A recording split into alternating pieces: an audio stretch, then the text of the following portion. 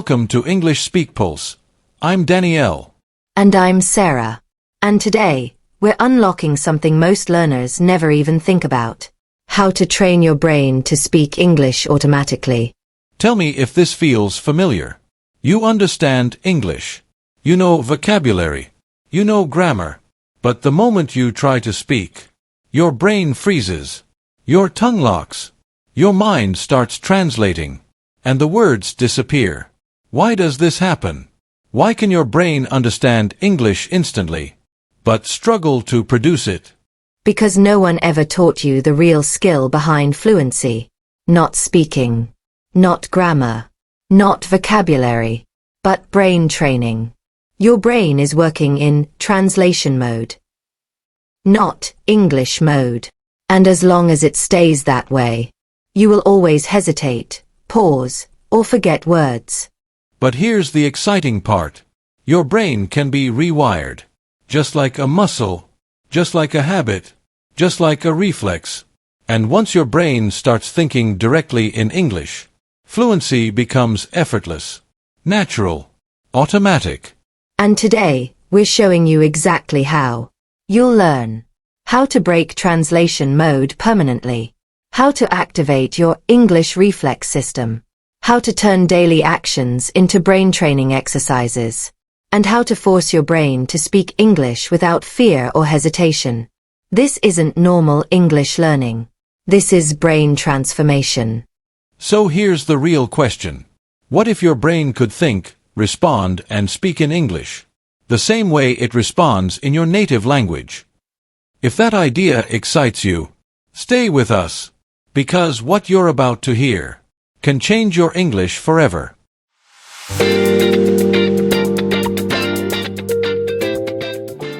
Welcome back to the Deep Dive. So today we are jumping straight into a cognitive hurdle that I think trips up literally every curious person, no matter what they're trying to learn. And that's the pursuit of perfection. Exactly, that quest for perfection. And it is especially debilitating when you're trying to master a new skill like a language.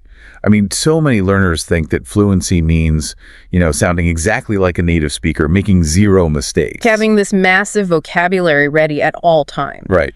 And they wait for this impossible standard to arrive before they let themselves just speak. And that waiting, that little pause where you're translating in your head, that's the enemy.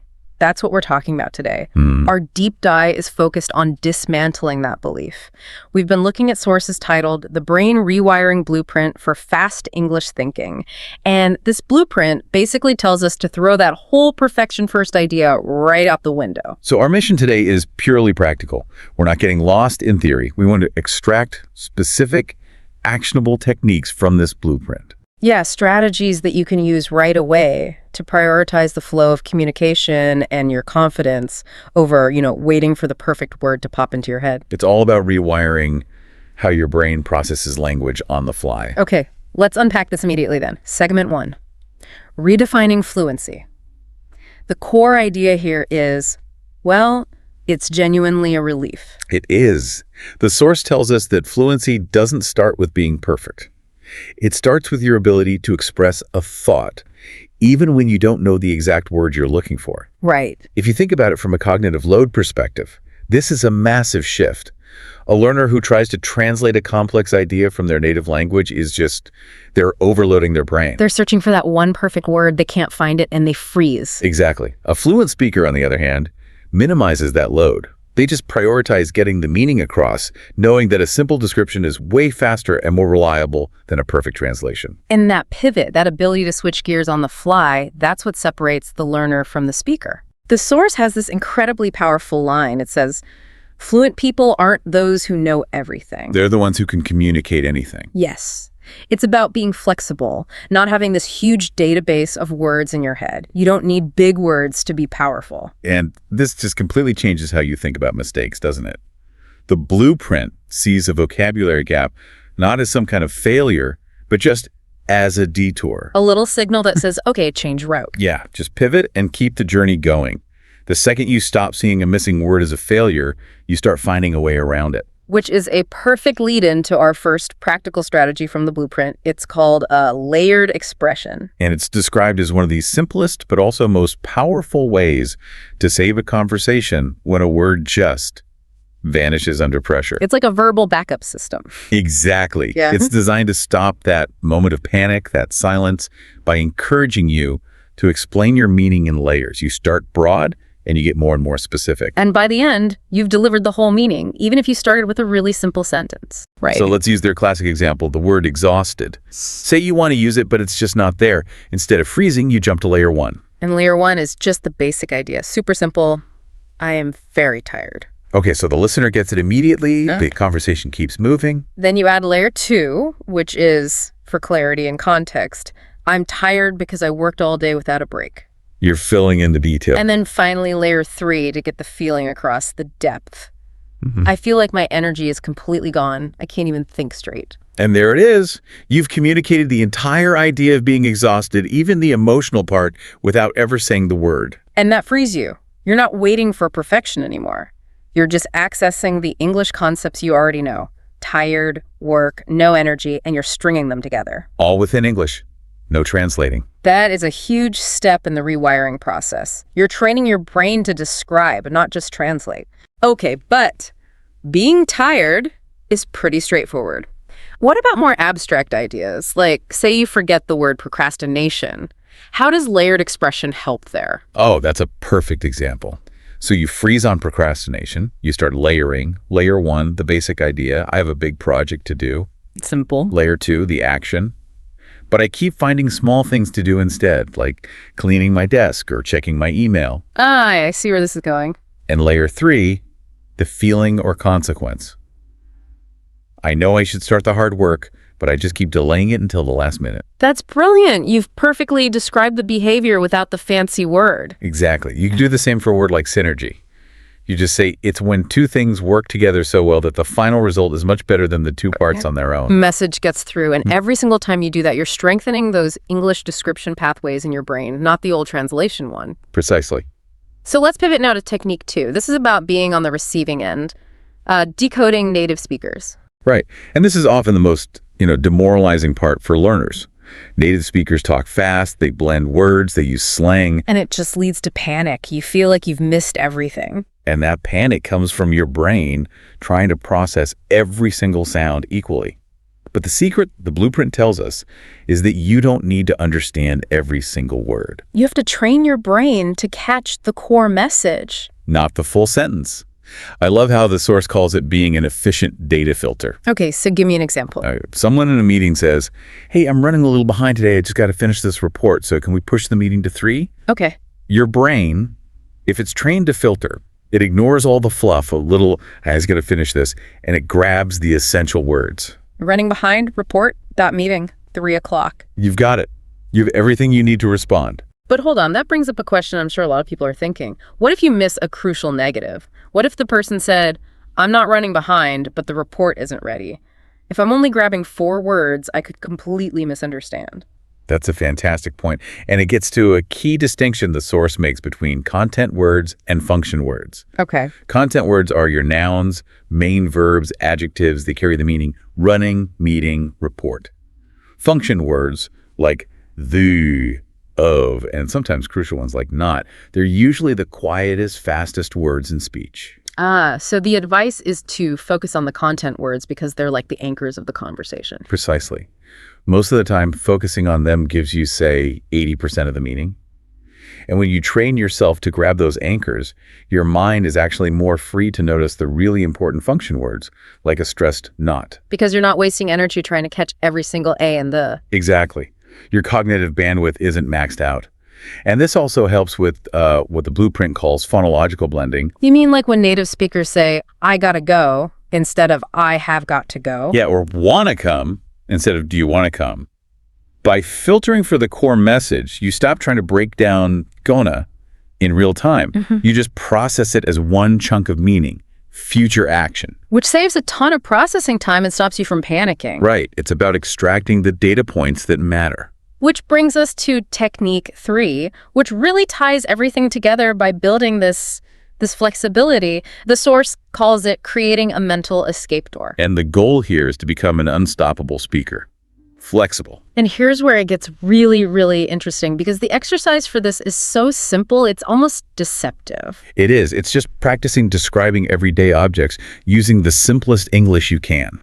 Let's try it. I'm looking at a small metal clip on my desk. If I forgot the word clip, the practice is to just describe it. Right, so you'd say. This is the thin, small metal thing that holds papers together. Perfect. Or a candle. This is something made of wax that gives light when you burn the string on top. Or a water bottle. This is the plastic container I use for drinking water. It might seem almost childish, but the source emphasizes the neurological reason for this.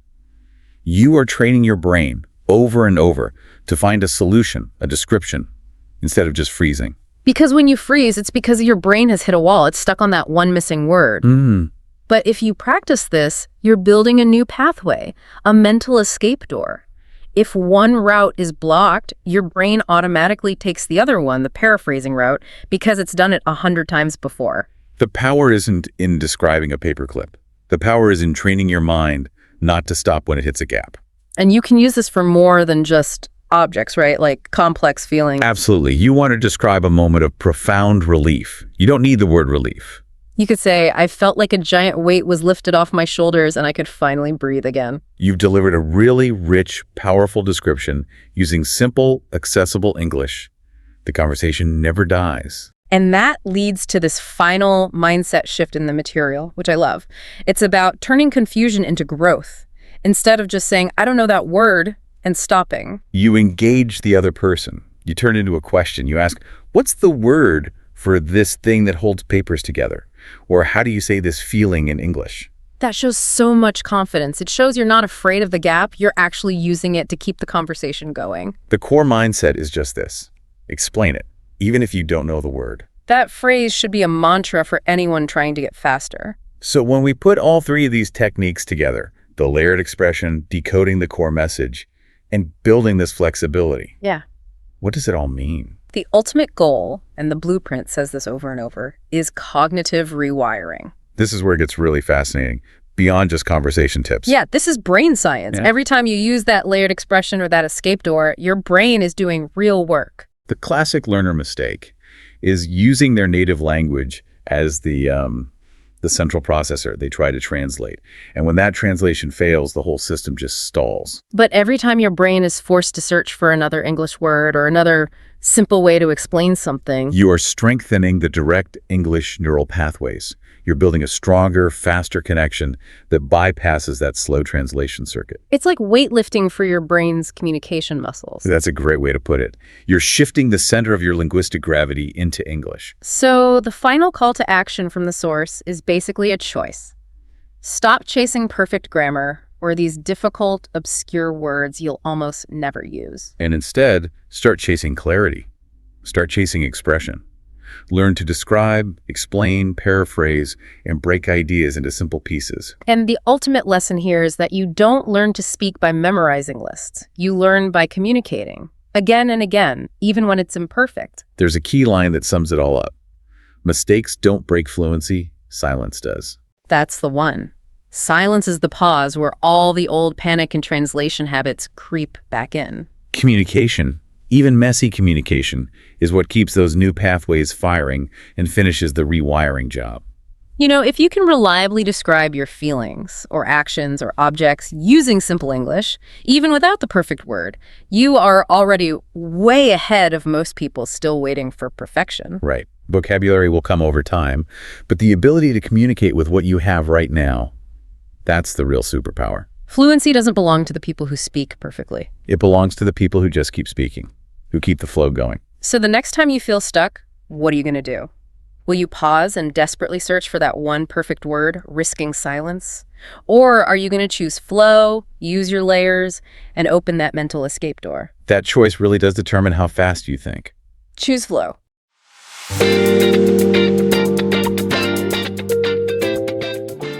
Welcome back to the deep dive. So, if you're learning a language, and let's be honest, probably working on English, You definitely know this feeling. Oh, absolutely. You spend months, maybe years, on grammar, on vocabulary, drilling all the verb tenses. You feel like you know the rules. You do know the rule. Right. But then the moment a native speaker just asks you a quick, casual question, your brain just locks up. You freeze. It is, I think, the highest frustration point for any serious learner. You've done the work, you've put all that knowledge into your long-term memory, but under pressure, you just can't retrieve it fast enough. It's like having a library full of books, but, no catalog system to find the one sentence you need right now. That is the perfect analogy. And most people focus on the content of the language, the words, the structure. The what? Exactly. But they miss the single most important factor for natural, confident fluency, which is the speed of reaction. That little lag time, that pause where you're translating in your head, that's what kills conversations. It's what makes you sound hesitant. And that mental freeze, it isn't a sign that you don't know the language. It's a sign that your brain hasn't been trained for rapid output. Okay, so that's our mission for this deep dive. Yes. We're going to synthesize some specific high-intensity training techniques that are designed to bypass that sluggish, kind of agonizing translation mode. And move you straight into what we're calling automatic response mode. Exactly.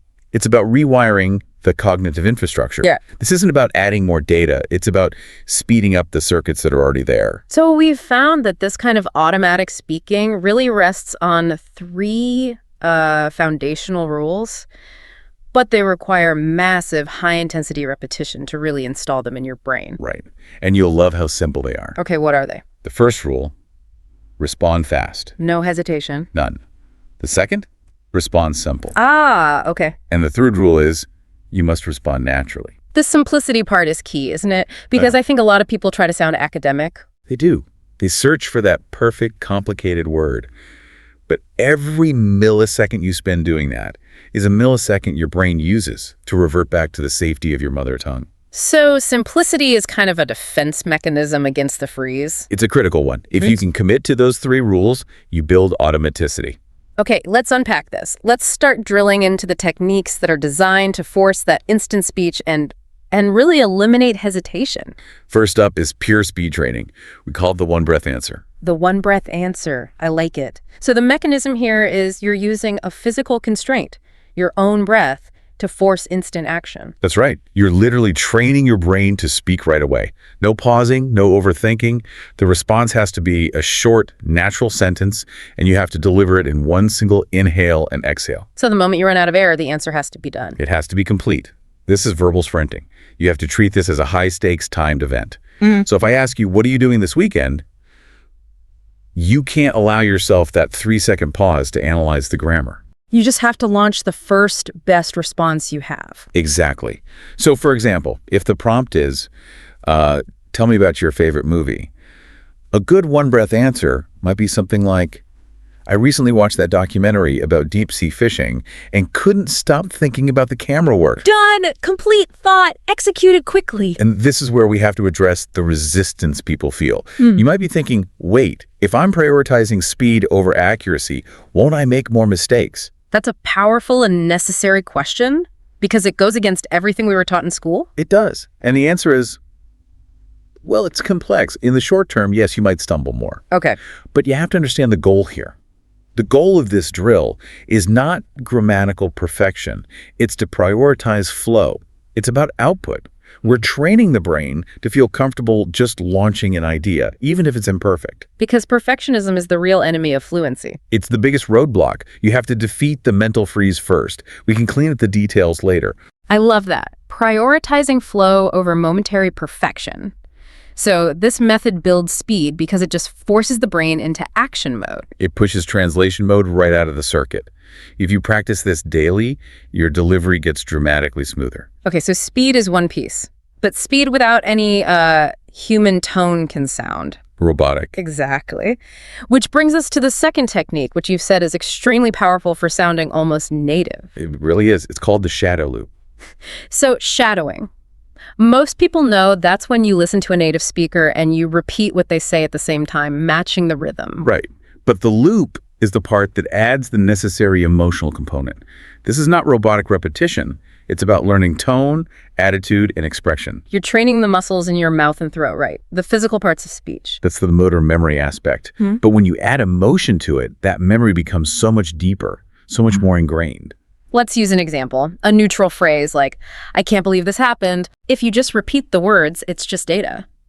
But the shadow loop demands that you repeat that same phrase with like extreme variations in attitude. Right, so you might hear it said with high, excited energy, I can't believe this happened. We won. So you repeat it with that same energy, matching the pitch and volume. Yeah. And then you might hear it said with this quiet disbelief, like, I can't believe this happened. And then you could try it with irony or with humor. You're cycling through the emotional landscape of a single phrase. So you're training your mind to associate the attitude with the words. You're learning the whole package sentence, tone, everything. Correct. You're learning how real English sounds when a person is communicating a feeling, not just reporting a fact. Okay, so we've tackled speed and we've integrated human tone, but real conversations are messy. They are. Topics change fast. People interrupt. You need mental agility, so we need to train for quick switching. And that is exactly why we need technique 3, topic jumping. This drill forces the brain to switch ideas instantly. It's like high-intensity interval training for your conversational agility. Okay, this sounds intense. You have to pick a topic, say one simple sentence, and then instantly jump to a completely unrelated topic. No hesitation. Zero hesitation. Let's try a rapid sequence right now. You give me the topics. Okay, I'm ready. Topic. Food. I love cooking pasta with my kids every Friday night. Switch. Topic. Travel. But I've always wanted to visit Japan to try the authentic street food there. Switch. Topic. Learning. Studying Japanese seems impossible right now, but English has become a daily habit for me. Switch. Topic. Dreams. I hope all these daily habits help me build a life that makes me proud 10 years from now. Wow. Okay, that transition is the whole point. Your brain just jumped from family activities to travel to language acquisition to future goals in, a few seconds? And when you practice that for just 5 minutes a day, your response speed has to increase because nothing surprises your brain anymore. You're always ready to pivot. Which is what fluent speakers do constantly. Yeah. So now let's combine that speed and adaptability into the ultimate simulation of conversational stress. Technique 4, the rapid exchange drill.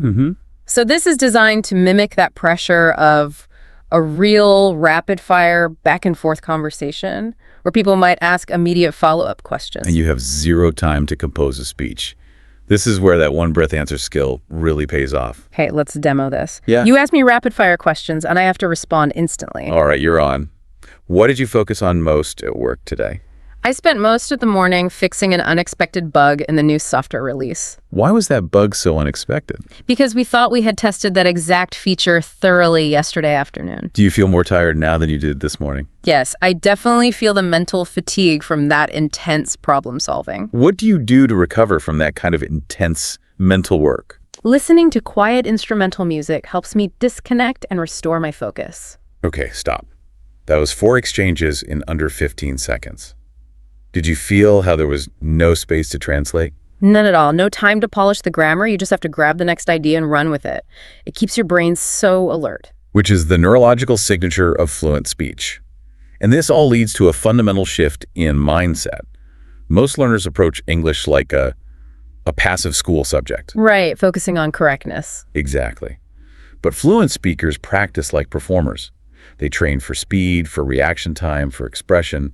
They're training for conversations, not exams. And the most powerful technique that really harnesses this performer mindset is technique 5, emotional anchoring. This one is huge. It's based on a core neurological fact. Your brain gives priority to emotionally charged experiences. So if a moment is connected to real emotion, joy, frustration, pride, it creates a stronger memory. A much stronger trace that gets accessed faster. It's why you remember some big emotional event from 5 years ago better than what you ate for lunch last Tuesday. So we're not just memorizing sentences. We're creating a strong emotional link to the language itself. Exactly. You can't just read the sentence, "I'm proud of myself." You have to actively generate that feeling. Think about something you actually achieved. Let that warmth fill you up, and then say the sentence with genuine feeling. Or on the flip side, with a difficult phrase. Like if you say, "I am tired of waiting for a response," you need to tap into that actual frustration. Yes. Infuse the sentence with that weighted, annoyed tone. You should feel the words. So each emotion you anchor creates a different, more robust memory path. You're not just learning English. You're living English. And the deeper that emotional connection, the faster that phrase gets retrieved in a real conversation. It's how actors learn their lines. They attach emotion to the dialogue to make it instantly accessible. And this shift really requires integrating some new micro-habits into your daily life. These are non-negotiables for transformation. Every day, when you're walking alone, narrate your thoughts in English, what you see, what you're planning. Just keep the output continuous. Or, when you're waiting in line, describe the scene around you, mentally or even softly aloud. And when you hear English, don't just listen passively. Mentally shadow the phrases you hear. And this is the most crucial one for vocabulary. When you learn a new word, you have to use it immediately. Use it in 3 different sentences within the next hour. Don't wait. So we're putting it all together now. Speed, clarity, emotion, and adaptability. We need one single metric to test this new automaticity. This is the ultimate test. It's the 90-second drill. Okay, the mechanism sounds simple, but I'm guessing it's incredibly demanding. It is. You have to speak for 90 seconds, a minute and a half without stopping on any topic. Your goals, a memory, what you had for dinner. The topic doesn't matter. Only the continuity matters. Only the continuity. Right, yeah. You have to incorporate everything. Use one-breath answers to keep the flow alive. Incorporate genuine emotion. Topic jump if an idea runs dry so you don't hesitate. And use simple English so you don't stop to search for fancy words. If you can maintain that flow for 90 seconds, you are, in that moment, fluent. You're forcing your brain to operate under the exact stress of a real conversation. And if you do this drill every day, you become unstoppable. You will speak faster, clearer, and more naturally. It's a difference between rehearsing English and actually performing English. Because at the end of the day, the real definition of fluency, it isn't grammatical perfection, is it? Not at all. It's continuity. Yeah. It's expression, not a huge vocabulary. It's responding naturally without that painful friction of translation. The goal is just to keep the conversation moving forward. So a quick recap of our deep dive. You don't need years to sound fluent. You need intensity, you need intelligent repetition, and you need that emotional connection. You need to stop training like a student and start training like a performer. Right.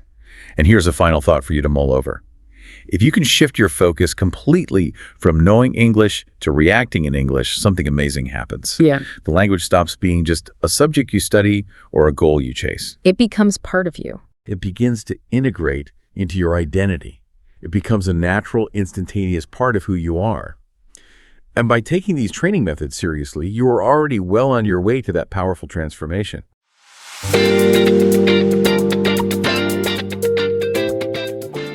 Welcome back to the Deep Dive. Today we're getting into something that goes way beyond just learning English.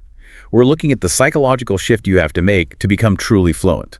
Exactly.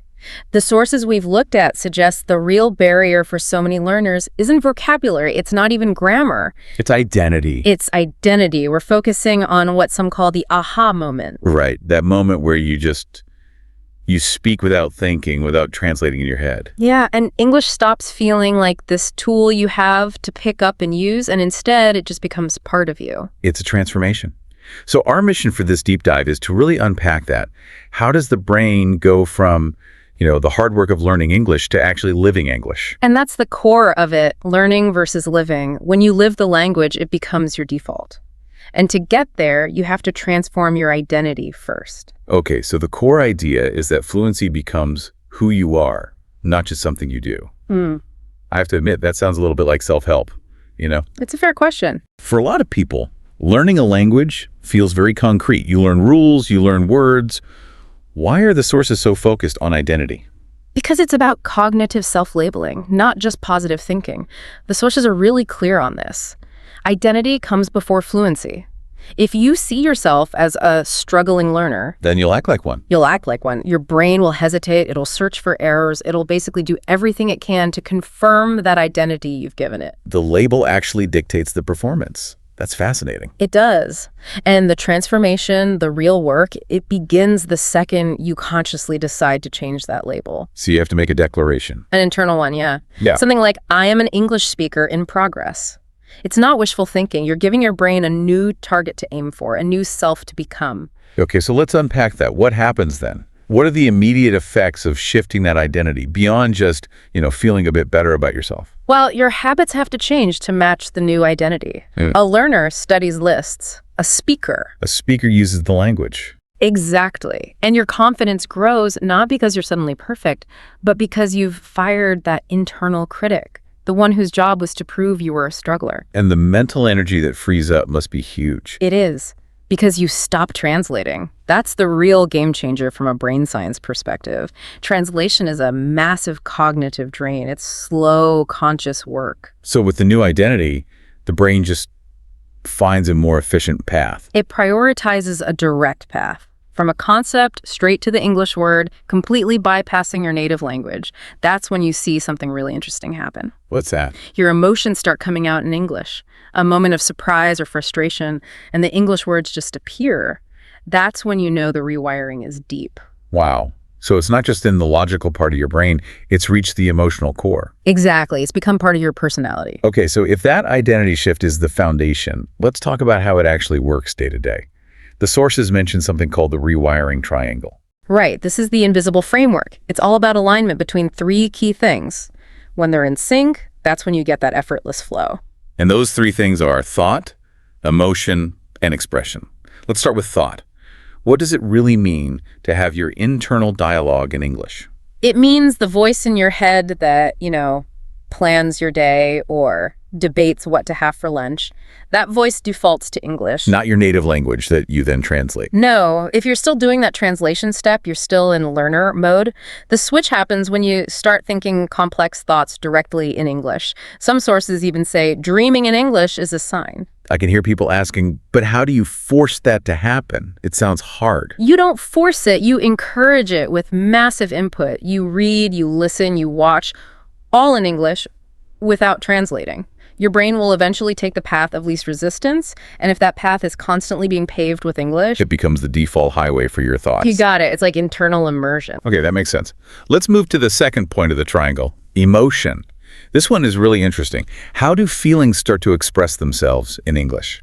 This is so often overlooked. Think about it. If you feel angry, but you have to stop and translate that feeling, the expression comes out delayed. It's filtered. It's not authentic. It's not. True alignment is when you're surprised and wow just comes out, or you're frustrated and oh, come on, is your first reaction. It means the emotion has a direct line to your English vocabulary. And that cuts out the lag that makes you sound slow or hesitant. Right. And then the final piece of the triangle, expression, just falls into place. Because if the thought and the emotion are already in English, then the words just flow. Yeah. Expression becomes the natural result, not the struggle. That's when you stop being a learner and you become a speaker. That effortless flow is the goal. But, that's usually when things are calm.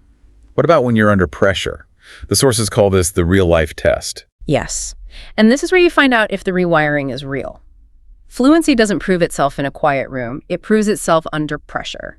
Because pressure forces your brain into that fast automatic mode. Exactly. System 1 thinking. Your instincts take over.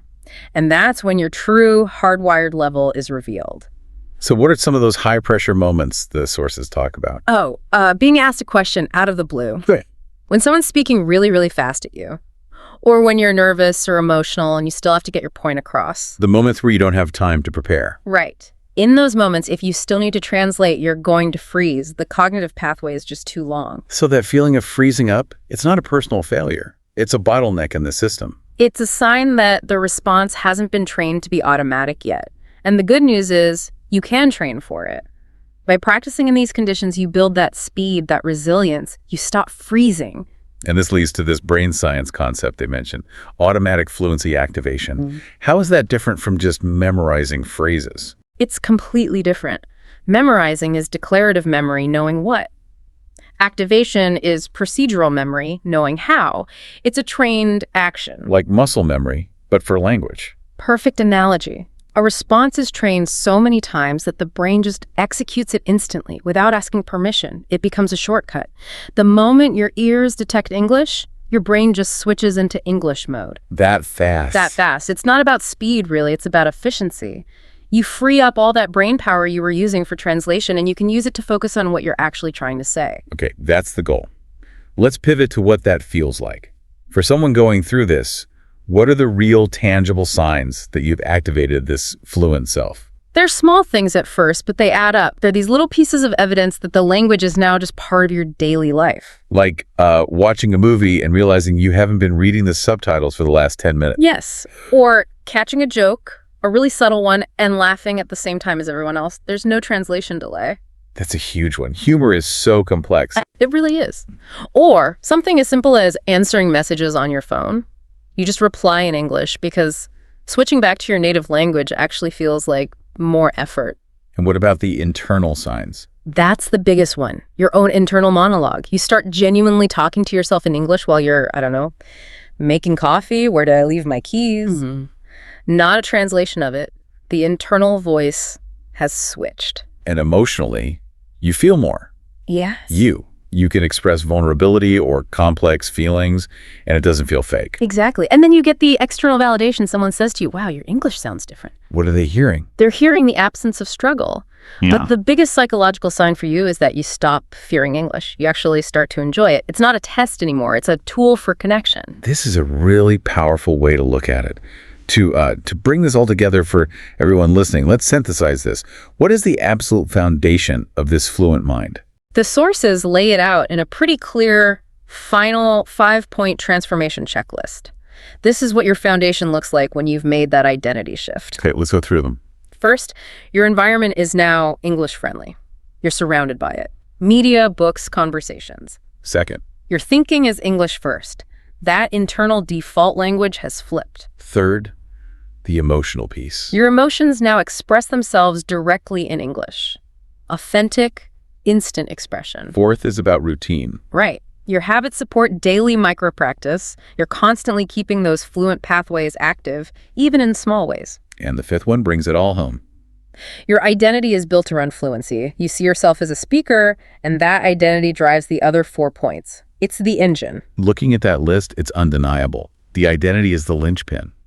If English is part of who you are, fluency isn't something you have to chase anymore. It just becomes the inevitable outcome. You're not trying to speak English. You're just allowing it to flow. The struggle is over because you did the hard work of rewiring your brain and, crucially, your self-perception. So this whole process, it's not the end of a journey. It really is the beginning of a new you. It is. You speak English fluently, not because you memorized 1,000 words, but because you literally rebuilt your cognitive architecture around the language. It belongs to you now. From here, you don't just speak English, you live English. So here's our final thought for you to take away. If this whole transformation starts the moment you claim a new identity, what's one small action you can take today to reinforce English speaker in progress and start letting go of struggling learner? Because that choice right there defines everything that comes next.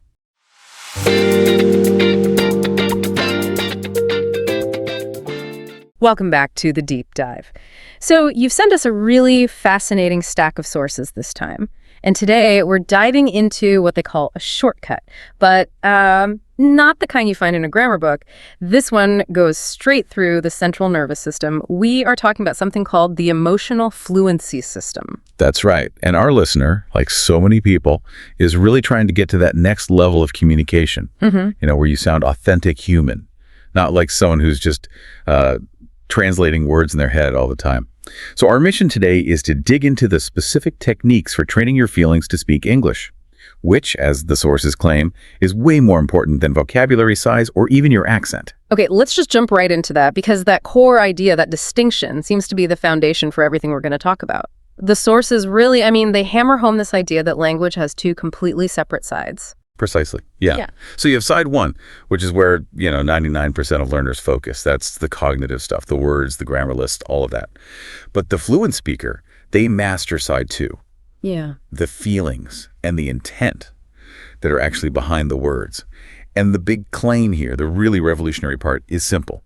If you train your emotions to activate in English, your mouth just follows. The tone, the delivery, it all happens automatically. Which is why that engine analogy they use is so powerful. It just makes it all click. It really is the foundational metaphor. You have to get this to understand the mechanics. Emotions are the engine. English is the car.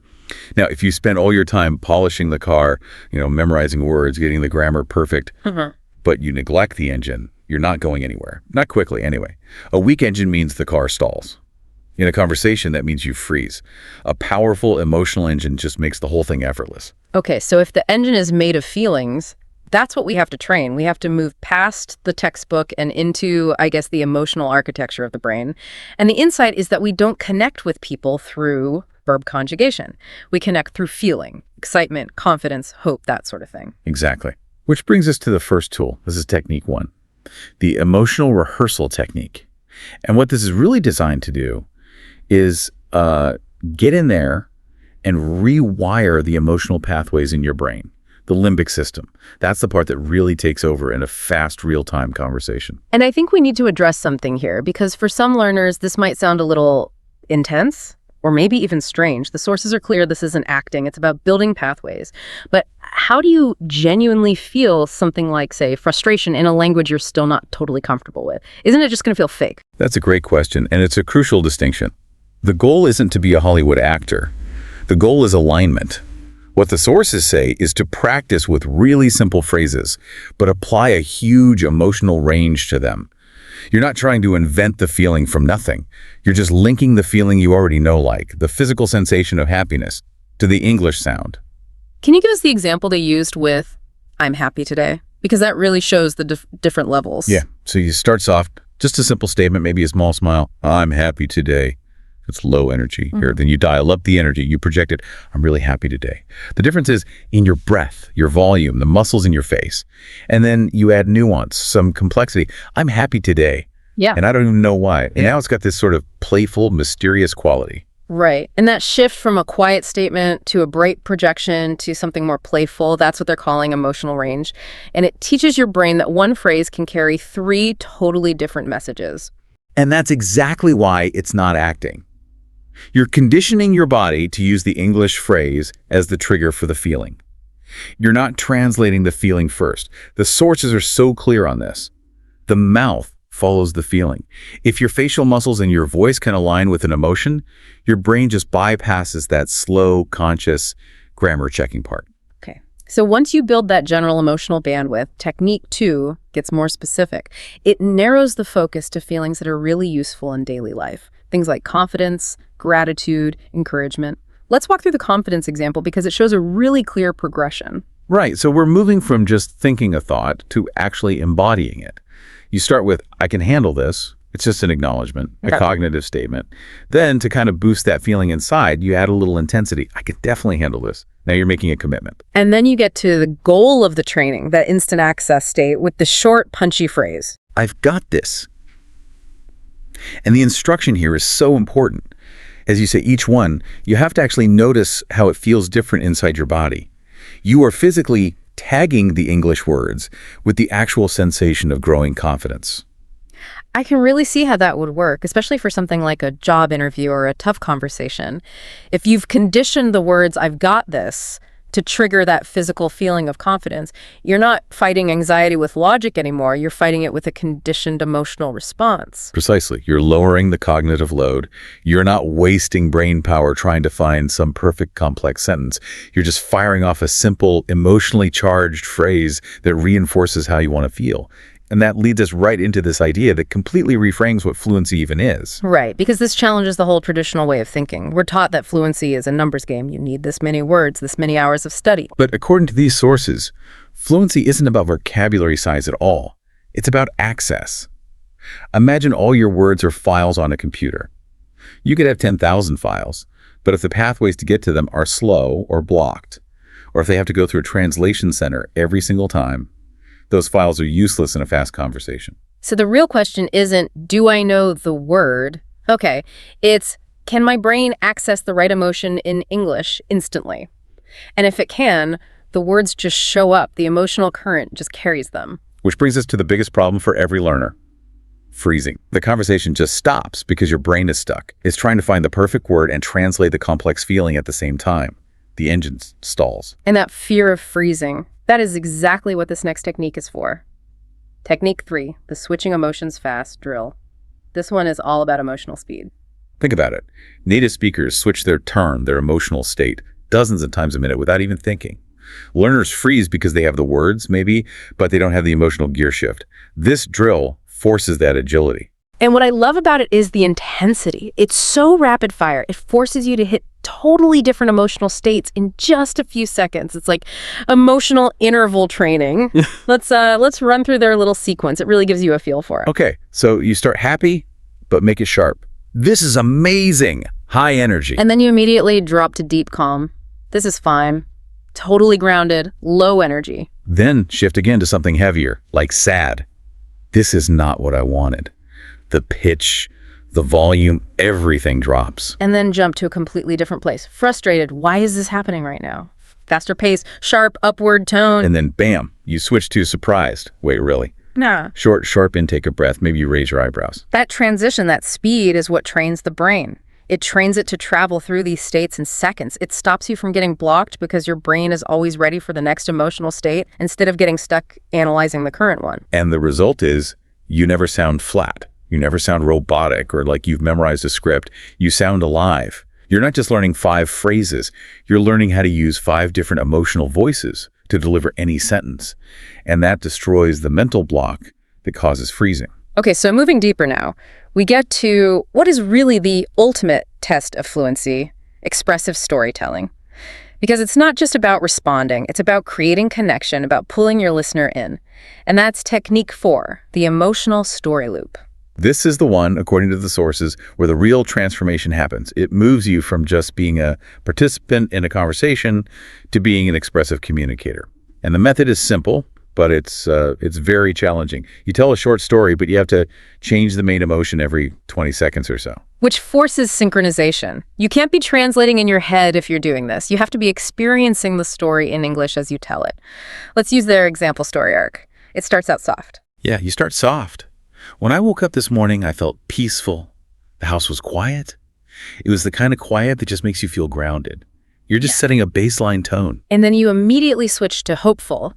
But then I remembered I had goals to chase this week, and suddenly that peaceful feeling turned into motivation. I felt this surge of energy. And your pitch and your pace have to change there. Then you move to a completely different texture, like playful. I even started making my coffee with this big smile, pretending I was in some morning routine blog, talking to an imaginary camera. And you end with excitement, building on that energy. And then I started working on the sources for our deep dive today, and I swear I just couldn't wait to share this idea of emotional fluency with you. That is real dynamic English. That sequence of shift in emotions is what makes someone sound authentic. The sources stress how listeners just instantly connect with that. You're pulling them in with feeling. And Technique 5 builds on this by making sure the internal feeling is perfectly synced with what you're projecting on the outside. This is the mirror emotion method. Right. This is where you tie the emotional training to your physical body. You actually look at yourself in the mirror and you match the sentence's emotion to your facial expression. This aligns the 3 big things: your body language, your voice, and the English words. It's a physical feedback loop. You're literally using your own face to learn. Exactly. The steps are very direct. You force your face into an expression. So you look serious while saying, "I need to focus." And you actually feel the weight of those words physically. You look hopeful while saying, "I know things will work out." You feel that lift. And maybe most importantly for building fluency, you look proud while saying, "I'm improving every single day." And that synthesis is everything. It's the ultimate reinforcement. When your face learns the emotion, your voice learns the tone, and your brain learns the language on a much deeper unconscious level, the cognitive work is just gone. Which brings us to a really important warning that was in the sources, a point of contrast that really justifies all this effort. They talk about the danger of the neutral tone. Yes. Most people think it's safer to learn and speak in a flat, neutral tone. More objective, maybe. But a neutral tone actually kills your confidence. It signals uncertainty to the listener.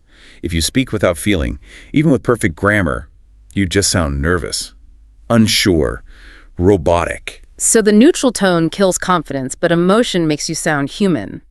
Powerful, fluent, the difference is huge. It's night and day. If you say, "I'm trying to learn English," in that flat tone, it sounds like an apology, like you're struggling. But if you inject some emotion, some commitment, and you say, "I'm giving it everything I've got," the whole phrase shifts. It's not apologetic anymore. It's powerful. It's determined. The words are almost the same, but the emotional charge changes everything. So after all these powerful techniques, the rehearsal, the fast switching, the storytelling, the big question for you, our listener, is how do you actually do this? How do you integrate it without it taking hours hours every day?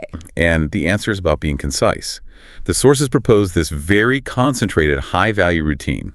It's called the 3-minute emotional fluency workout. 3 minutes. That's it. Just enough to build the neural pathways without getting tired or burning out. Exactly. Minute 1 is all voice emotions. You do the fast switch drill, say 5 sentences, each in a totally different emotion. Just train the engine's throttle. Minute 2 is face emotions. Go to the mirror.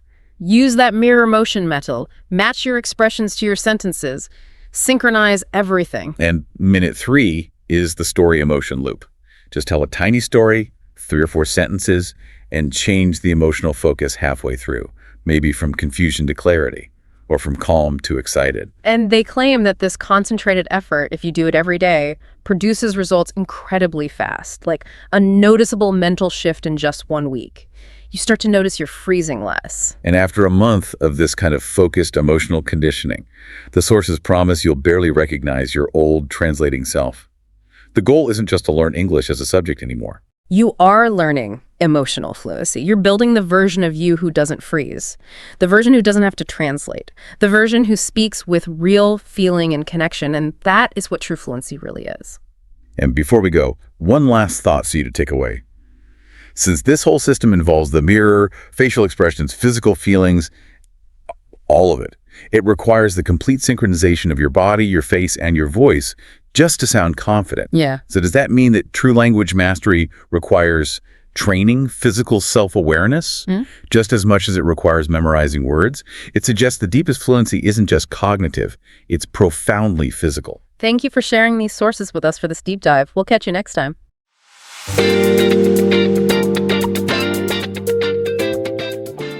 Welcome back to the Deep Dive. Today we are strapping in for, well, a really deep dive into something that's both personal and, let's be honest, often frustrating. Achieving true English fluency. I mean, if you're listening to this, you've probably spent months, maybe even years, with grammar books and vocab lists, Yeah. only to still feel that, that crushing pause when you actually try to speak. That hesitation, that's the exact pain point we're tackling. Yeah. You might tell yourself, oh, my brain is slow, or I just have a weak memory. Right. But the sources we've looked at present a core kind of surprising truth. Your brain is not the problem. The real issue is much simpler. It's your method. I mean, that just turns a lifetime of self-doubt on its head, doesn't it? Yeah. We've all internalized this idea that speaking smoothly is some kind of talent you're either born with or you're not. Exactly. But this research says your brain is perfectly capable. It's just, well, it's currently perfectly trained for your native language. And you can see that problem right away when you break down what's actually happening in the brain. You really can. When you try to speak English right now, your brain follows this slow, really cumbersome route. It starts with the thought in your native language, which is then followed by a conscious internal translation. Only after that really heavy step do you even begin to construct the English sentence and finally say the words. And that translation step, that's the bottleneck. That's the traffic jam. That's the whole traffic jam, and it's why it feels so exhausting. So the goal, the fluent route we're aiming for is totally automatic. It's just thought directly to words, directly to speech, no heavy lifting. No translation loop. And the mission here is to understand how we can completely reprogram the brain to just skip that step entirely. I've heard a great analogy for this. It's a lot like learning a mechanical skill, something like driving a car with a manual transmission, a stick shift. Oh, I remember that. It's terrifying at first. It is. You have to consciously think about the clutch, the mirror, the gear shift. Yeah. Every single tiny movement, it's draining. Yeah, and if someone tries to talk to you while you're learning, you just stall the car. Right. It takes up all your mental bandwidth. But after a few months, That's it. what happens? Your body just reacts. You don't think, you just drive. English fluency is exactly the same process. It's not about being gifted. It's about installing new pathways in the brain. So that the brain chooses English automatically. As a reflex. We're talking about training, not talent. Okay, let's unpack that. Why do we struggle so much? Why does the brain always default back to our native language, especially when we're under pressure? What's the science behind that? It really comes down to basic efficiency. And the simplest way to visualize it is with a road analogy. Okay. Think of your neurological pathways inside your brain like roads. The more you use a path, the stronger it gets. It gets wider, faster. So my native language, which I use thousands of times a day, every day, That pathway must be like a multi-lane, brightly lit superhighway? Precisely. It's the fastest, most reliable route your brain has. And English, for most learners, is more like a small, weak, rarely used gravel path off to the side. Right. So when your brain needs to communicate, which in a conversation is always fast, always efficient, which path is it going to take? The highway. Every time. It naturally switches to the stronger road because the brain always chooses the fastest route. Wait, that's so interesting. It sounds like a positive thing. The brain is being efficient? Yeah. But that very efficiency is what causes all our frustration. It's just optimal wiring. The brain isn't trying to sabotage you. It's just doing its job, prioritizing speed. So if the native path is, say, 10,000 times stronger, it's going to win every single time. Which makes trying to use English feel like you're just struggling uphill through mud. It's not your fault. It just means those robust English pathways, they haven't been built yet. And here's where it gets really interesting, because the sources suggest that you've already experienced true fluency, even if you didn't quite realize it at the time. Exactly. Think back to a moment when you were speaking English and Yeah. just a whole sentence or phrase came out perfectly. With no hesitation. No hesitation, no translation, just pure speech. And that moment, that wasn't luck. That was your brain proving that it can speak fluently. Yeah. It just doesn't do it consistently yet. It means you briefly switched into English mode. Right. The goal isn't to hope for those little accidents to happen. The goal is to teach the brain to stay in that mode permanently, to make that English pathway strong enough to compete with the native language highway. Okay, but if it's just about training a pathway, then why do so many people who study for years, I mean, they know the grammar, they have the vocabulary, why do they still freeze? Why do the traditional methods fail? This gets to, I think, the most crucial distinction. They spend all their time on activities that train for accuracy, not for fluency. Accuracy versus fluency. Two different things. Accuracy means knowing the grammar rules, acing the written tests, memorizing those huge lists of words. But speaking in real time, that's not a memory test. Speaking is a brain reaction. It's so frustrating to think all those years of studying grammar tables were actually strengthening the wrong muscle. Or maybe just the wrong pathway. Traditional methods teach you to know about the language, but not necessarily how to use it automatically. So you can know 1,000 rules and still not be able to produce one smooth sentence. Exactly. Because studying English is not the same as training your brain to use it. Fluency is reacting. Accuracy is knowing the rule. And in a real conversation, fluency is what wins. Every time. The sources really drive this home with that analogy of a baby, right? Mm-hmm. A baby doesn't need a grammar book to learn how to speak. They get fluent first, just through exposure and repetition, and then they learn the grammar rules naturally later on. Which tells us that fluency has to start in the brain with those automatic pathways, not in a book. Okay, so if the old way, the accuracy-focused way, fails to build these automatic pathways, what does the brain actually need? This is where the sources get into the core training formula. That's right. Let's call it the brain training formula. It's basically 3 essential pillars you need to get your brain thinking in English automatically. Pillar 1, exposure. The brain has to hear English every single day. So the rhythm, the sounds, the patterns, they all become normal. Background noise, not something foreign and stressful. Then pillar 2 is activation. The brain has to use English actively, not just passively understand it. So listening isn't enough. Listening is the foundation, but you have to activate the output pathway too. And pillar 3, which is crucial for bypassing translation, is association. This is where you deliberately train your brain to connect English words directly to real-life things, objects, actions, feelings. And when you do that, you completely cut out the need for your native language to be the middleman. The implication here is immediate, isn't it? When you follow these 3 steps, your brain starts to treat English like a real language, like a tool for life. And not just some school subject you study for a test.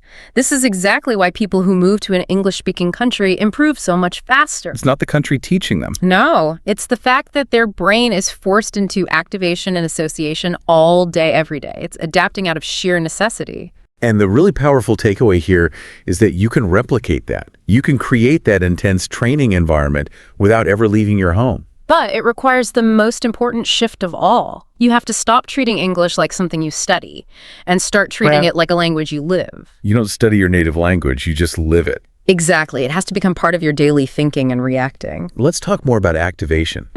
There's this common shock people feel when they realize they can understand everything they hear on TV. but they completely freeze when someone asks them a simple question. Yes. Understanding is passive, but fluency is active. Why is there such a huge disconnect? We have to be really clear about this. The brain uses a separate pathway for producing language. Comprehension and production are two different roads. So listening and reading. Yeah. That's all passive comprehension.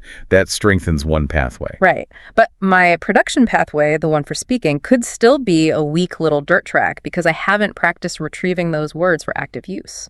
So you can only really use the words your brain has practiced producing. That's it. Just knowing the words isn't enough. And this is why the sources point to one activity as the absolute foundation for all of this brain training. And that's consistent listening. It makes sense that listening would change the brain the fastest. But why exactly? Because the brain learns sound patterns first. When you listen every day, your brain starts copying the rhythm, it picks up stress patterns, it learns natural pronunciation. And it starts to predict what's coming next in the sentence. It does. And all this daily exposure helps the brain begin to actually prefer English. And that's the subconscious beginning of thinking in English without forcing it. But this whole framework, it only works if we are ruthless about eliminating the biggest fluency killer we mentioned before, translation. It is the biggest killer. It's slow, it's tiring, and it's the number one reason for hesitation. And here's the crucial point again, right?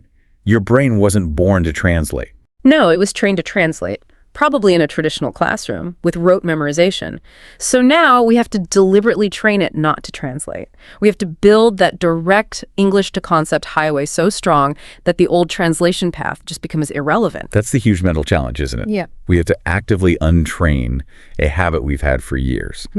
So how do we do that? How do we integrate this into a busy day? This is where the idea of micro-exposure comes in, and it feels really practical. Microexposure is the secret sauce. It really is. These are just small, tiny habits that have the biggest cumulative impact on your brain. They're not big study sessions. They're just brief 2 or 3 minute intentional moments. That teach your brain to switch into English mode throughout the day. And every single time you make that switch successfully, the pathway gets a tiny bit faster and a tiny bit stronger. Okay, let's get practical. What are some specific micro-exposure tools that people listening can use, like today? Okay, start with systems that force exposure and association. A simple one. Change your phone's operating system to English. Oh, that's a good one. Every time you open an app, you're forced into association. You see the word settings, and you connect it directly to the concept of controlling your phone, not to your native word for it. That's a passive win all day long. Okay, but what about active production? That's the muscle we really need to build. That's the real powerhouse. The key here is to internalize narration. Set a reminder on your phone. For 3 minutes, just narrate what you're doing. I'm pouring the water is hot. I see a blue car outside. Even if the sentences are super simple. Especially if they're simple, you are forcing the brain to produce language in real time, building that separate production pathway. That connects directly to that anecdote in the source material about the student who could read advanced English books, Yes, but completely froze when you asked him a simple question about them. that student, yes. He realized his comprehension was high, but his production pathway was basically non-existent. And the solution he used was incredibly simple. He changed one habit. He just started narrating his immediate actions in English. I'm sitting down, I'm opening the fridge, I'm cutting these vegetables. That's it. Within 14 days, he said he was speaking much more smoothly. And the reason is so clear now. He wasn't studying grammar. His brain was just getting familiar with producing English reflexively. He was making that switch to the English road faster every single time. That's the kind of subtle, powerful transformation we're talking about. And remember, this learning is happening all the time. Even when you don't feel like you're studying, your brain is picking up new patterns, new rhythms, just from listening and doing these little micro-exposure habits. Most of it happens subconsciously. So the lesson is resilience. You are improving even when you feel nothing. It's like going to the gym. You don't see your muscles grow instantly, but they are growing every time you challenge them. Your brain is changing every minute you expose it to English. This whole framework just moves us from, just understanding how the brain works to actively retraining it using that formula. Activation, exposure, and association. That's it. Consistent activation, mandatory exposure, and deliberate association. So if your method is what truly determines your fluency, and we know we have to actively untrain that deep habit of translating, What single micro-exposure habit will you install today, not tomorrow, today, to deliberately start weakening that urge to translate? Think about that. What's one practical change? The whole transformation begins the moment you commit to making that daily switch.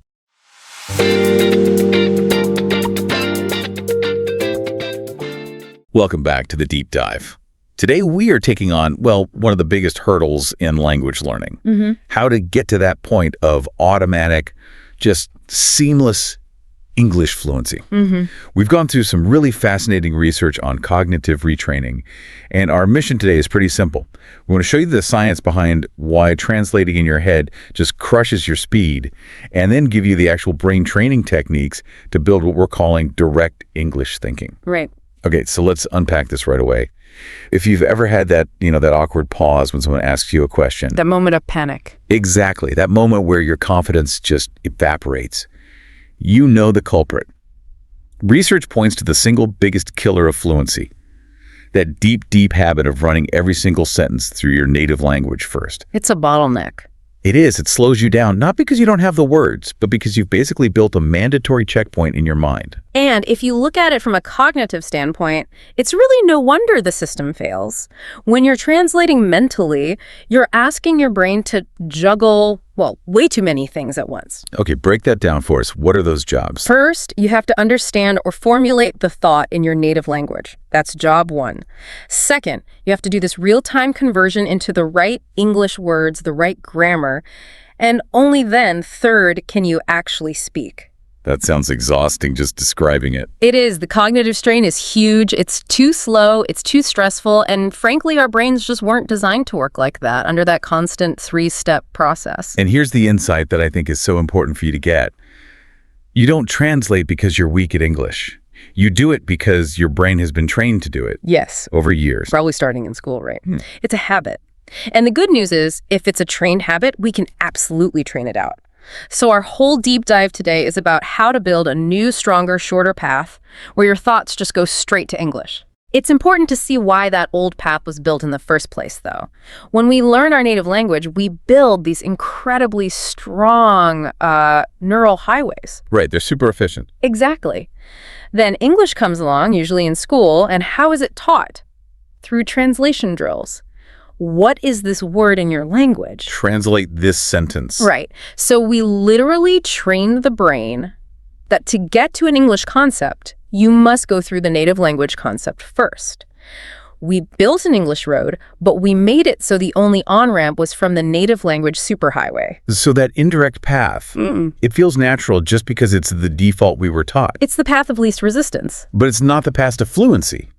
Fluency needs speed. It needs efficiency. And the great news, is that the brain is so adaptable, we can build a brand new exit ramp. The goal is to train the brain so well that it starts to see the English word as the shortest, most immediate option. That's it. Exactly. The brain is all about efficiency. I mean, think about your native language. You don't stop and calculate grammar rules. You just react. It's automatic. Fluency is when English stops being a calculation and starts becoming that same automatic reaction. We have to short-circuit that native language link. So how do we start that rewiring? It feels like we need to start at the very, very beginning with our immediate reactions. Precisely. Let's start with what might be the simplest, but also the most powerful habit you can install. It's called object labeling. Object labeling. I like that. It sounds foundational.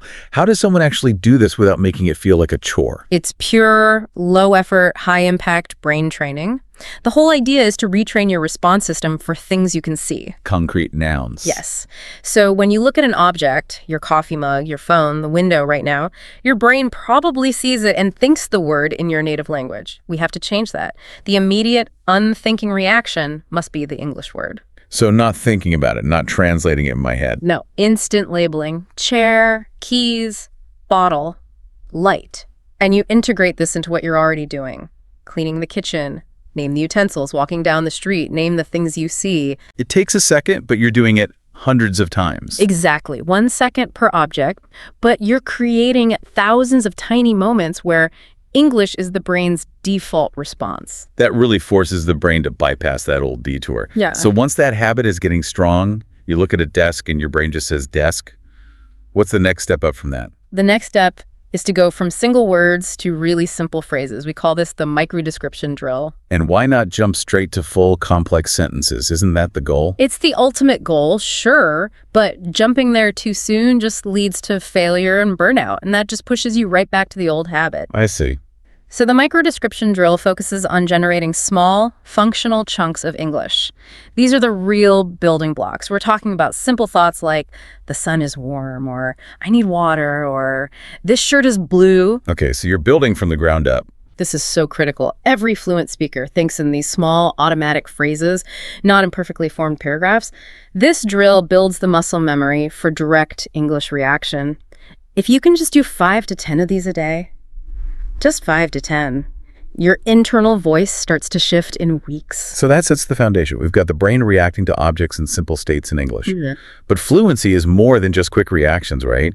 It's about sustaining a thought. How do we get there?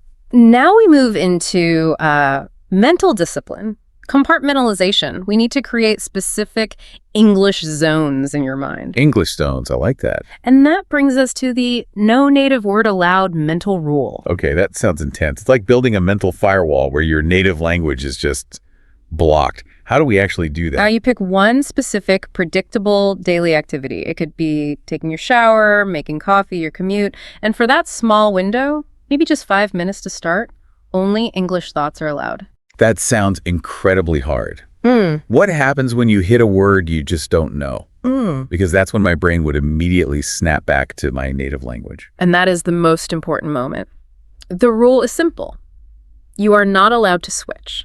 If you don't know the word, you have to use simple English to describe it. Oh, talk around it? Exactly. It's a skill called circumlocution. So if you can't remember toaster, you have to think, this is the machine that makes my bread hot and crispy. Perfection doesn't matter here. Keeping the brain on the English track is all that matters. I see. So you're forcing the brain to problem solve in English. And by doing that, you're creating these little cognitive pockets of English. Over time, those pockets get bigger and they become independent from your native language. That's compartmentalization. That makes a lot of sense. So from there, how do we go from just one word to sustaining a whole thought? This leads us to a technique used by professionals, right? Yeah. The brain loop exercise. Yes, the brain loop. It's all about building endurance in your English working memory. It's something you see diplomats, interpreters, people who have to maintain continuous speech. They use this. So how do we start up this fluency machine? You pick any object around you. Let's say a houseplant. You have to say one sentence about it, then immediately another, then another, forcing a continuous chain of thought. Can you give an example? Sure. This plant is green. I water every Sunday. It sits right beside the window. I hope it grows tall this summer. The key is no pausing to translate or plan your next sentence. That sounds really challenging. What if you get stuck after 5 seconds? Does that mean you failed? Not at all. It's about tiny wins. Start with a goal of just 10 continuous seconds. When you can do that, push for 12, then 15. The difficulty is actually the point. You are training your brain to stay in English mode against its own resistance. You're building the muscle that connects English thoughts together. Without the safety net of translation, yes. Okay, so we've covered reaction and endurance training. But none of this works without discipline, right? It's so easy to slip back into a decades-old habit. Which brings us to a critical habit reset, the stop yourself rule. What's the rule? This is just non-negotiable mental discipline. It's for that exact moment you catch yourself translating. For example, if your internal thought starts in your native language about, say, going to the market, you have to stop B. Just stop mid-thought. Stop, pause, and then you restart the entire thought from the beginning in English, I'm going to the market. Why is that pause and restart so important? Why not just correct it and move on? Because your brain learns through forced repetition. Every time you let that native language thought finish, you're reinforcing the old, slow pathway. By stopping and restarting in English, you're basically giving a mild punishment to the old path and rewarding the new one. You're teaching your brain that the old path is a dead end. Exactly. The English path is the only correct route. You're installing the new software by force. And since this is pretty intense work, we have to talk about avoiding burnout, which leads to our next technique, micro goals. Yes. Trying to think in English for an hour straight is going to fail 99% of the time. And failure teaches the brain that this is too hard. We want wins. So you set the bar really, really low. Ludicrously low. To guarantee a win every day. Today, your goal is just 5 object labels and narrating 1 action. Tomorrow, Maybe it's 15 seconds of the brain loop. Small successes. Small successes train the brain faster than pure effort ever will. Those little wins build momentum, and that's the engine for automatic fluency. That's a great principle. Okay, let's shift to our final group of techniques. These are about refining that internal English voice by manipulating your input, starting with ear-brain matching. Right. This connection is so often overlooked. Your ears teach your brain, and your brain teaches your mouth. When you actively listen to English podcasts, movies, your brain is subconsciously absorbing the rhythm, the tone, the sentence structures. But most people listen passively while they're doing other things. What's the active step here? How do you build that bridge between listening and thinking? The active step is focused interruption. After you listen to just 1 minute of English audio, not an hour, just a minute, you pause it, and you just let your mind repeat any phrase or fragment that you naturally remember. It doesn't have to be a full sentence. Not at all. It could be just a few words. But by pausing and retrieving it, you're forcing your brain to process the structure and rhythm it just heard. You start to form your own internal English voice based on real, authentic input. You're internalizing patterns, not just memorizing words. That's the key to faster output. Which brings us to what you call the ultimate internal manipulation trick. The instant rephrase. This sounds incredibly powerful. It's the ultimate workout for your internal English muscle. The rule is simple. Whenever you hear or read something in English, you instantly rephrase it in your mind.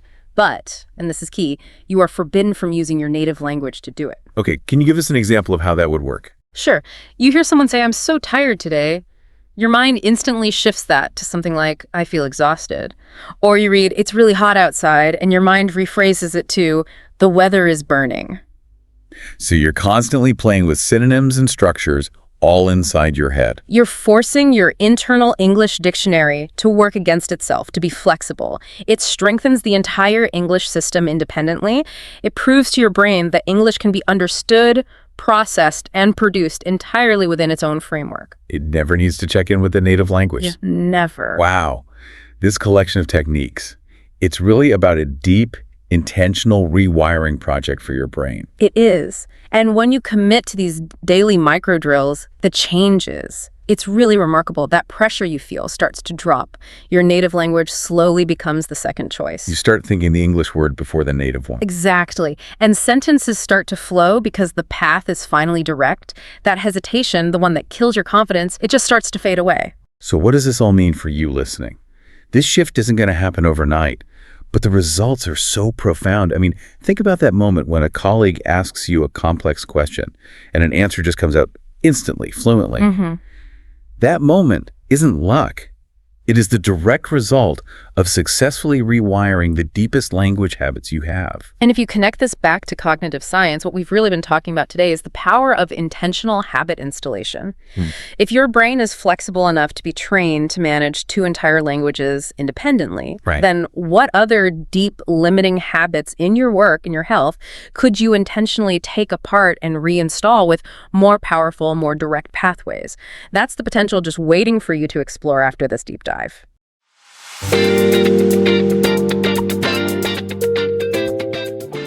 Welcome back to the Deep Dive.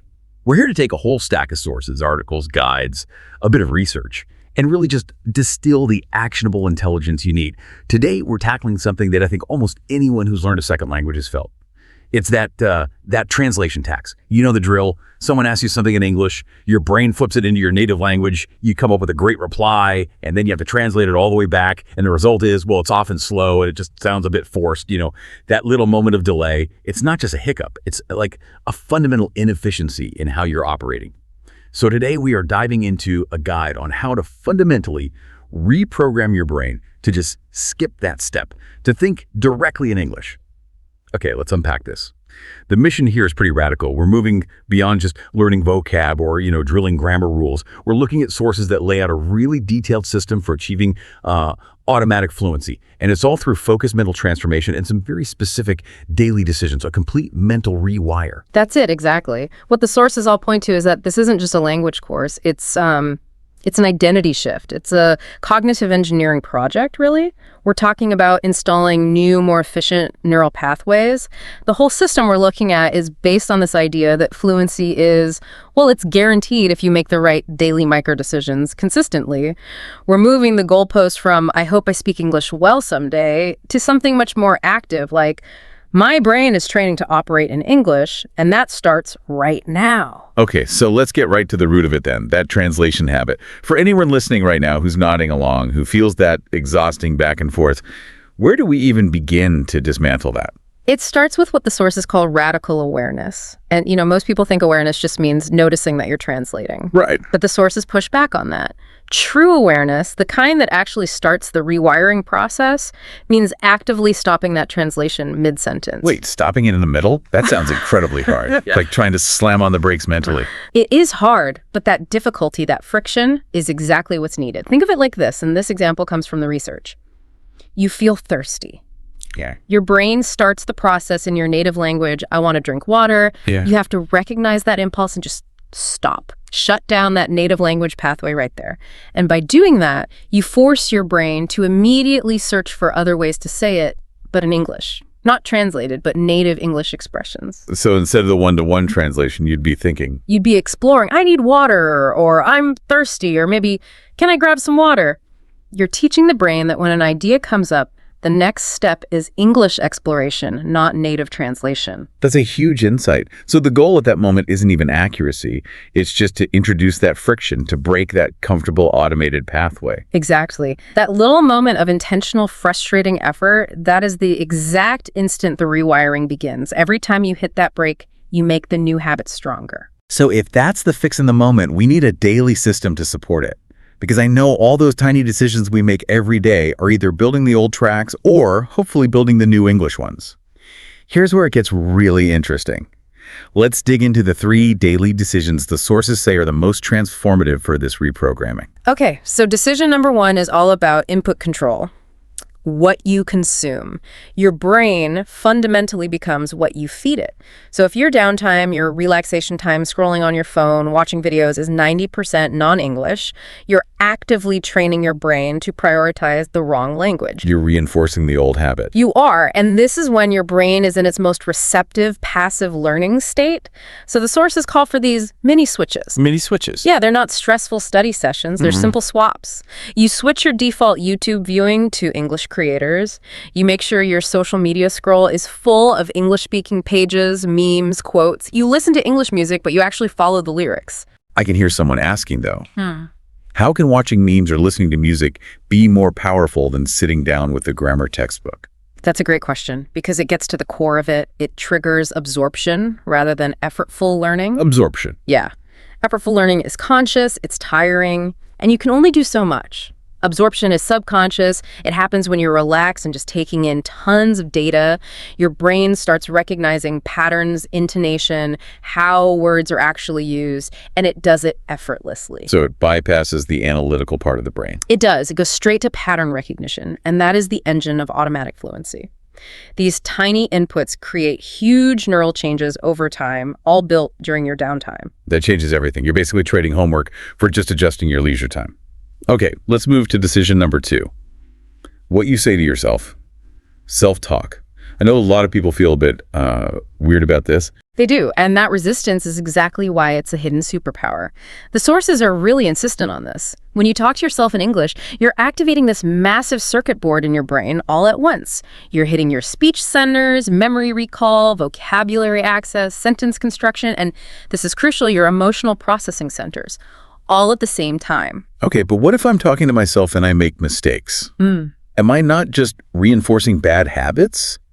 That seems like it would work against fluency. And the sources address that head on.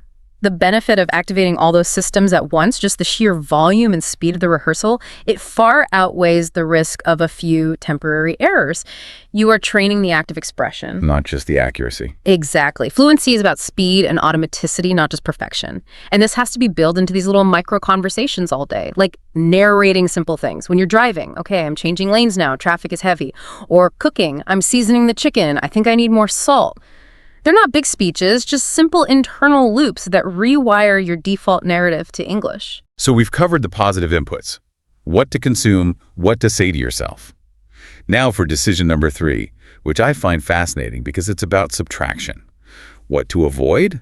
Because fluency isn't just about adding things, it's also about removing the roadblocks. The sources point to 3 habits you have to stop immediately. What are they? Okay, the 3 habits to stop are: first, stop translating your feelings. Second, stop thinking about grammar first.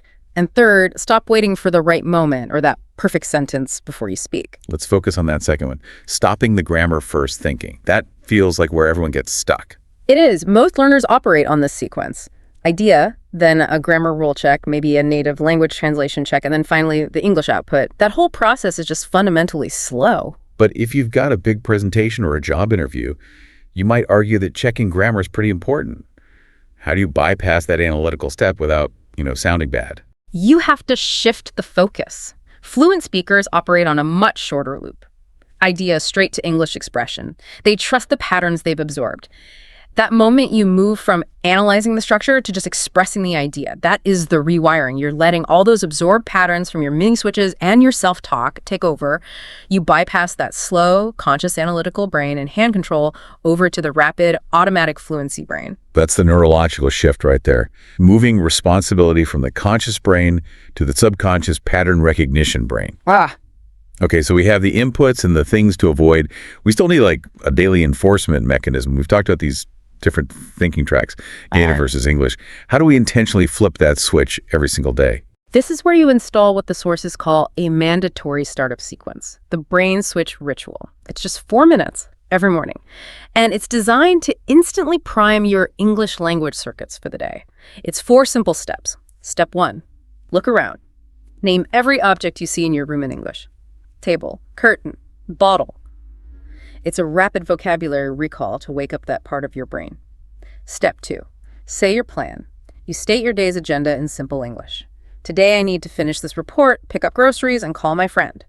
This forces your brain to plan for the future using English sentence structures. Okay, so those first 2 are very concrete, very logistical. What about the next 2? Step 3 is describe your mood. You express your feelings right then. I'm feeling a little tired, but I'm excited for coffee. This is so important because it connects English to your emotional system, which makes the language feel more real, more a part of you. And then step 4, ask 3 questions. And they have to be reflective questions in English. What's one thing I can improve today? What am I grateful for? What challenge do I need to face? 4 minutes. That's it. That's incredibly efficient. It's not about how long you study. It's about the consistency of that neurological activation. So that 4-minute ritual is the spark.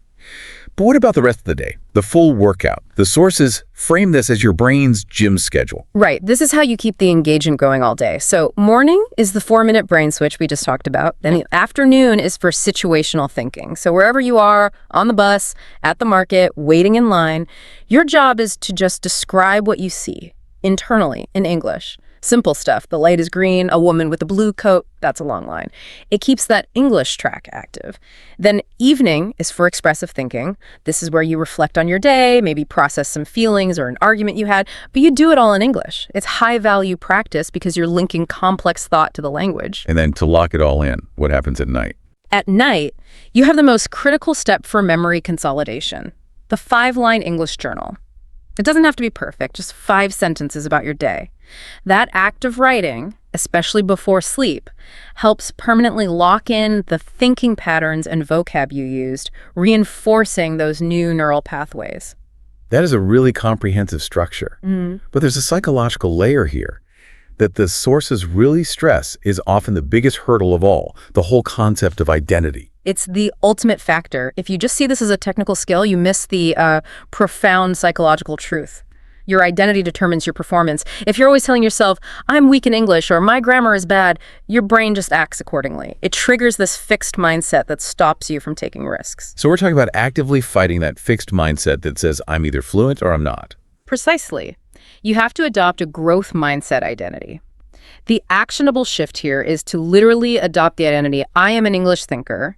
You commit to that first, no matter what your current skill level is. So when you make a mistake, you don't think, see, I'm bad at this. You think, this is the sound of an English thinker improving. It almost sounds like a psychological trick, but how does that identity shift actually lead to better performance? It changes your brain's entire risk calculation. A student who thinks they're weak is afraid of mistakes, so they avoid speaking. But a person who identifies as an English thinker sees mistakes as data points. They're essential. So they speak more, they do more self-talk, they use the language even when they aren't confident. Behavior change follows identity change, which then reinforces all the new pathways we've been building. It becomes this self-perpetuating cycle of fluency. So what does this all mean? We've just laid out a full-stack system. It's built on these targeted daily micro-decisions, consistent practice, and maybe most importantly, a total shift in how you see yourself. All of it designed to get you away from the textbook and into automatic thought. It means the breakthrough moment isn't some magical event. It's the inevitable result of the system. And that moment of success is often quiet. It's just a sudden realization, wow, I just understood that complex idea and replied in English without translating a single word. That moment where the gap between your idea and your speech just disappears, where you didn't have to search or analyze or translate, that is the successful rewiring. That is when English thinking stops being something you're trying to do and becomes natural, automatic, and absolutely guaranteed by the system you installed. This entire deep dive really shows that language acquisition at this level is so much less about flashcards and more about mental programming, about identity building. It's really about building a better brain for communication. And that profound conclusion from the sources is what we'll leave you with. You are not just a student learning words. You are becoming the thinker, who then becomes the speaker, who ultimately becomes the fluent version of yourself. And that brings up a really important question for you to explore starting right now. What single micro decision, a mini switch, a moment of self-talk, maybe just starting that 4-minute ritual, what are you going to upgrade today to kickstart that identity shift and guarantee your own rewiring success?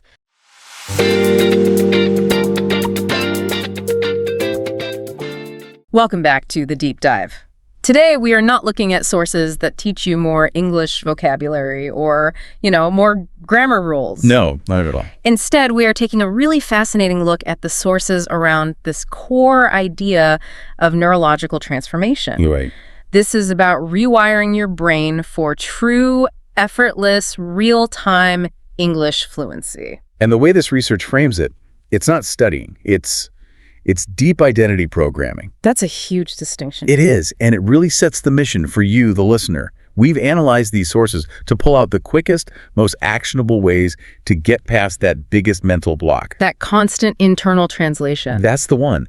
We need to find the specific tools that change the very architecture of how your brain processes the language. So you can think directly in English, not just, hold a bigger dictionary in your head. That mental barrier, the translation trap, it's what kills spontaneous conversation. It makes us all sound halting. It's that gap, right, between knowing the words and actually being able to use them in the moment. Exactly. When you meet a truly fluent speaker, the difference isn't the size of their vocabulary, it's latency. Their internal latency is basically zero. Because they just bypass that native language step completely. They do. Okay, let's unpack this. Let's do it. If we want to get rid of that latency and get to that spontaneous fluency, where do these sources say we even begin this rewiring process? Well, they argue the foundational starting point isn't when you open your mouth to speak. Okay. It starts much, much earlier. It's that critical moment you catch your own mind starting to translate a thought from your native language. And most of us, myself included, we just let that translation run its course. It's comfortable. It is. We mentally build a perfect sentence in our first language, then we try to convert it. Which is why we're always a beat behind the conversation. That's the default inefficient circuit. So the mandatory technique they detail is to actively interrupt your mind midway through that process. You have to cut the connection before the native sentence can fully form and, establish its dominance. You actively break the old cycle. I can see the logic, but I can also see where a lot of listeners might get frustrated. If I stop my thought halfway through, doesn't that just leave me stuck with a half-formed idea? And that frustration is actually the signal. It's a sign that the rewiring is working. Really? Yes. When you stop that native thought, you are intentionally creating a kind of mental vacuum. And instead of trying to fill it by finishing the original thought, Maybe something else. you instantly generate multiple slightly different English alternatives to get the same result. Let's use the example they provide to really ground this. If I mentally start to think, let's say I want to drink water in my native language. You stop right Yeah. there. You just recognize the idea, the thirst, before you commit to the specific native phrasing. Okay. And then instead of just converting that one fixed sentence, you force your brain to substitute. You come up with, I need water. I'm thirsty. Can I grab some water? Or even just, this is dry work. That is a subtle but really powerful difference. You're not practicing conversion. No, that uses the old pathway. You're forcing your brain into active English retrieval Yeah, and creative substitution. precisely. That shift moves the brain from simple, slow conversion to actively exploring the English inventory for the best fit. And doing that over and over must build completely new pathways. It does. It builds parallel neural connections, making that native language circuit less and less necessary for your basic communication needs. Yeah. That active exploration is the foundation.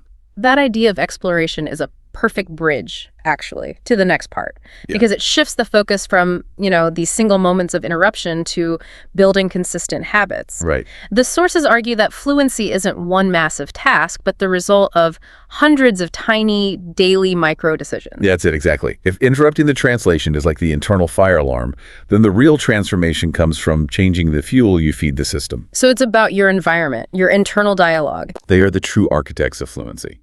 And the first big decision we all make every day is about what you consume. And the principle here is pretty uncompromising, isn't it? Your brain literally becomes what you feed it. It does. If you spend, say, 3 hours a day absorbing amazing content in your native language, listening, reading, you are just constantly reinforcing the dominance of that circuit. You're training the wrong pathway, working against your own goal. Right. So the sources are huge on input saturation.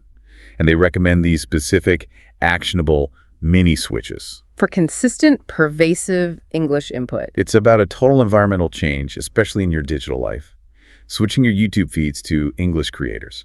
Making sure your Reels, your TikTok is all focused on English learning pages. Listening to English songs, but with the lyrics pulled up so the structure really sinks in. And yes, even looking for English memes and quotes. You're just saturating your environment so the patterns become unavoidable. I imagine even small amounts of that if it's consistent. Create massive neural shifts over time. Yeah. Because you reduce the friction. English moves from being this academic thing you do to just an ambient condition that's there. The patterns become automatic just because they're always present. Even if you're only processing them passively. Which brings us to decision number 2, what you say to yourself. This is what they call the fluency superpower. Oh, it's critical. The ability to practice without any external pressure it's priceless. Self-talk is key because the moment you internally narrate your day in English, you activate the full fluency circuit. The whole thing all at once. All at once. We're talking speech production centers, comprehension, memory recall, vocabulary retrieval, sentence construction, even emotional processing. It's all linked together. So it's a complete system workout, but with zero pressure.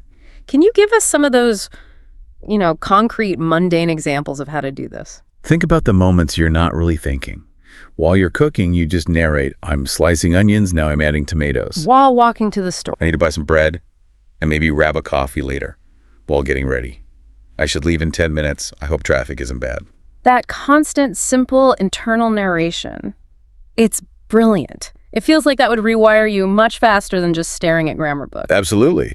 Because memorizing rules is abstract encoding.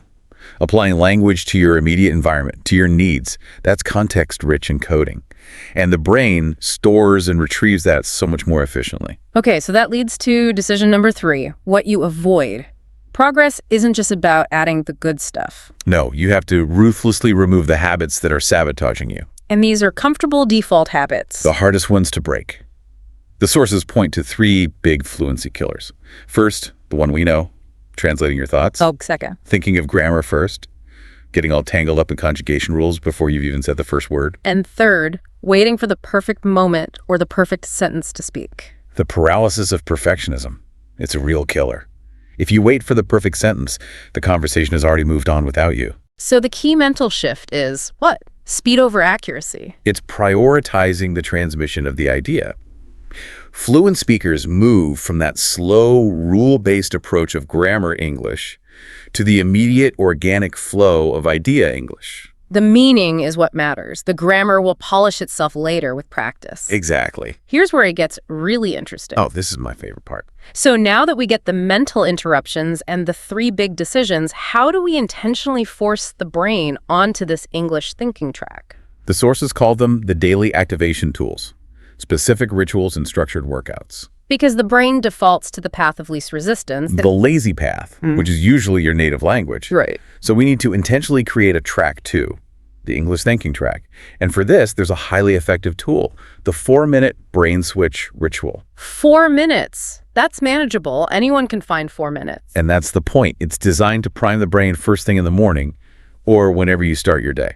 So what are the 4 steps? Step 1, name the objects around you. Simple nouns only. Table, door, bottle, charger, notebook. You're priming the vocabulary centers. And forcing immediate English recognition. Step 2, say your plan of the day. Simple structure. Today I will study, work, and organize my room. So you're linking planning to language. Right. Step 3, describe your mood. Simple emotional words. I'm calm, I'm excited, I'm focused.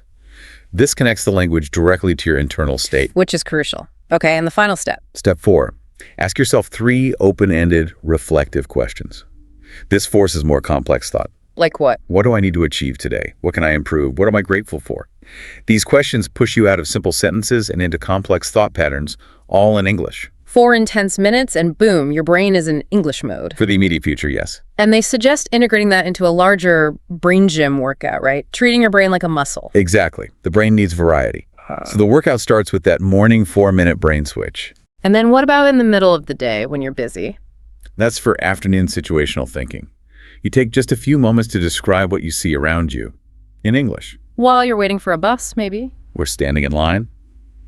Busy road, crowded market, traffic jam, I smell street food. You're turning sensory input directly into English output. So you're turning observation into instant narration, and then in the evening, reflective thinking. Yes, this is essential for memory consolidation. You think about your day in English. What happened? How did I feel? What will I do tomorrow? So you're using past, present, and future tenses, linking memory and planning to the language. Correct. And then finally, at night, you lock it all in with a 5-line English journal. The physical act of writing it down. That permanent recording solidifies the neural pathways you've been building all day. You're encoding the day's experience as English, not as a translation. All of this practice is clearly powerful, but the sources are very clear that without the right psychological foundation, none of it will stick. It won't. You need the final piece, identity programming. The psychological lever. Yes. The sources emphasize this fundamental link between language use and your self-identity. The identity you choose for yourself becomes the language you actually speak. It sounds a lot like a self-fulfilling prophecy. If I tell myself I'm bad at English, my brain will just agree with me. That's the negative identity track. If you're constantly saying, I'm weak in English, your brain internalizes that and restricts resources. It gives you an easy out. So how do you sincerely adopt that growth identity? I'm an English speaker in progress, especially when you feel like you're making mistakes all the time. The identity shift isn't about claiming you're perfect. It's about claiming the process. Okay. You switch the internal dialogue from, I am trying to learn English, which is task-oriented and allows for failure, to, I am an English speaker and this is how I communicate. That's identity-oriented. And it switches the brain to growth mode instantly. Yeah. The core message is, it's profound. Adopt the identity, I am an English thinker, immediately, right now. Even if you're slow or imperfect. Even then, you take ownership. The sequence is fixed. Identity first, consistent action second, fluency follows. And the ultimate payoff for all of this, for all these little decisions, is that one moment of realization. That glorious moment. After enough self-talk, enough brain switches, you suddenly achieve zero latency. You realize, I just spoke English without thinking. I didn't translate a single thing. The idea it jumped directly from my brain to my mouth. And that moment is the proof. That's the evidence your brain has begun the full, spontaneous rewiring. You are transforming your mental hardware. It's true transformation, not just study. Every single decision you make from today onward supports that new English track. You're building a new, more efficient thought process. So let's activate that process right now. The real-time task for you, the listener, is to break that inertia. Say whatever you are thinking right now in English. Activate that immediate thought-to-speech path. It could be, I'm listening to this deep dive. I should write down that 4-minute ritual. I'm feeling motivated to try this. Just something to bypass that old translation habit. And for the final activation tool, the 60-second fluency challenge, choose any topic, your dreams, your day, your plans, and speak nonstop in English for 1 full minute. And the only instruction from the sources is, just don't stop. It doesn't matter if the grammar is perfect or if you run out of things to say. The engine has to keep running for 60 seconds. That's where you train the muscle of flow. That's where real fluency is born. But what if someone gets stuck or makes an obvious mistake? Won't that just feel awful? The sources address that directly. If you make a mistake, if you stutter, you do not correct yourself. You keep moving forward. So the goal is flow and speed, not accuracy. Exactly. By prioritizing momentum over perfection, you teach the brain that continuous communication is more valuable than rule checking. And that is the cornerstone of fluency. The entire journey is about prioritizing the thinker who becomes the speaker, who then becomes the fluent version of yourself. You are becoming that person, starting with your very next internal thought. So what stands out to you as the first change you'll make today? Is it the 4-minute ritual, switching your input sources? That one small decision is the real starting point. That's our deep dive for today. Now go make that switch.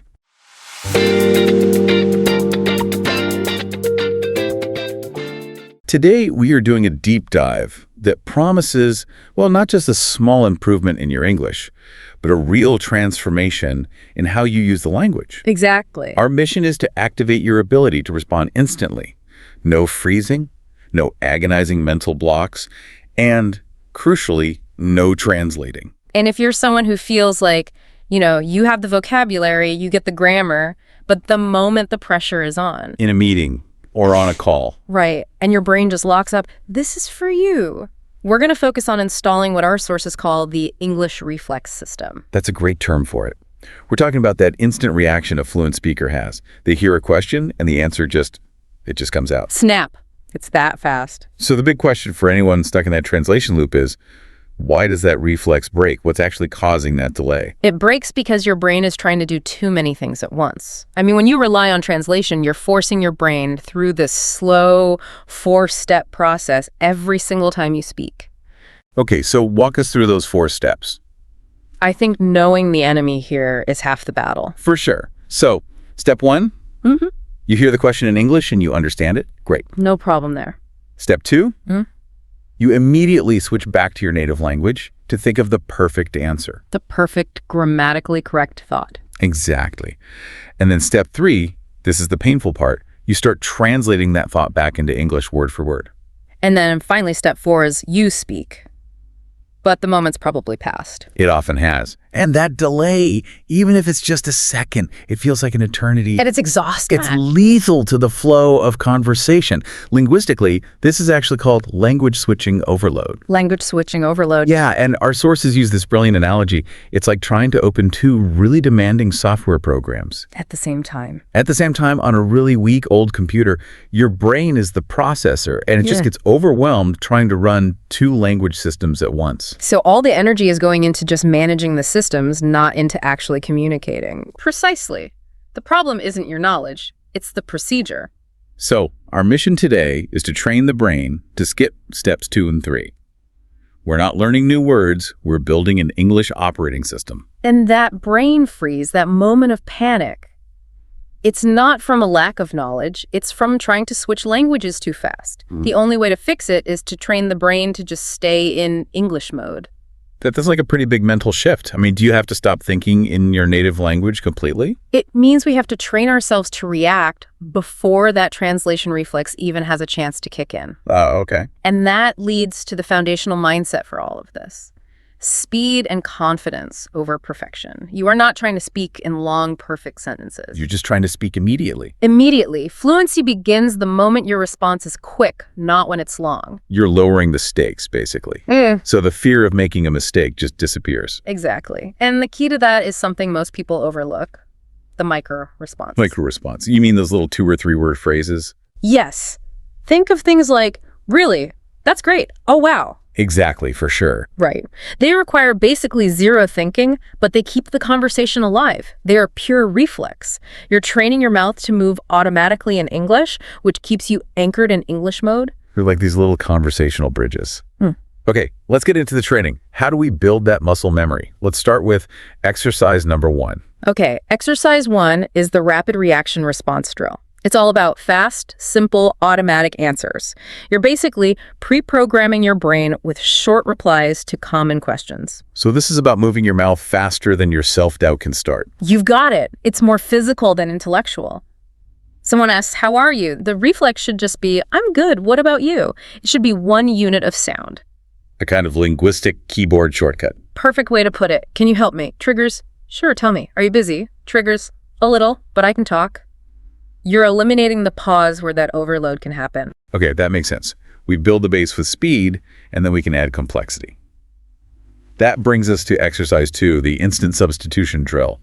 This one's about flexibility. Right, because a huge reason learners freeze is they think of one specific way to say something in their native language. And if they can't find that exact phrase in English, they get stuck. Yeah. I know that feeling. The whole system crashes. Yeah. So this drill trains your brain to generate multiple English options instantly.